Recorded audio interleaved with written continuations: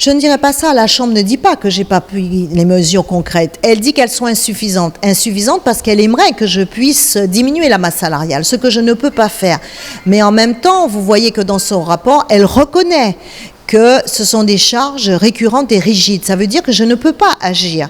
Et il faut, dans des cas comme ceux-là, trouver des recettes. Il y a plusieurs façons de trouver des recettes. Soit ce sont des recettes nouvelles, ce que j'espère, soit c'est l'augmentation des impôts. Mais moi, je me félicite que le préfet n'ait pas suivi en totalité la CRC, parce qu'il faut tenir compte de la situation, de la précarité des Bastériens.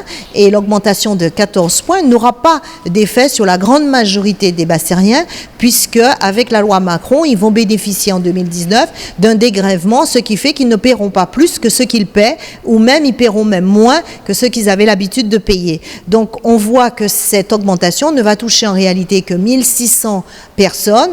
Je ne suis pas satisfaite, bien évidemment, puisque je n'aurais pas voulu cette augmentation de la pression, mais je crois que gérer une collectivité, c'est aussi que chacun soit acteur de la vie de son territoire. Lorsqu'on ne facilite pas la mise en place de politiques publiques qui peuvent vous permettre d'avoir des recettes complémentaires, comme le cas avec le parking et le stationnement payant sur la voie publique, alors que vous avez une recette qui pouvait être de 900 000, elle est ramenée à 300 000 parce qu'on s'oppose pour s'opposer, ben on en voit les résultats. C'est le Bastérien qui paye. Et moi, je dis très clairement, je serai amenée à prendre une mesure parce qu'il ne peut pas payer alors que d'autres viennent au centre-ville, d'autres viennent à Basse-Terre, ils travaillent, ils ne sont pas des contribuables. Il y a un moment donné, dans la façon pour moi d'être juste, je serai amenée à prendre une mesure en faveur des Bastériens sur la question effectivement du stationnement payant.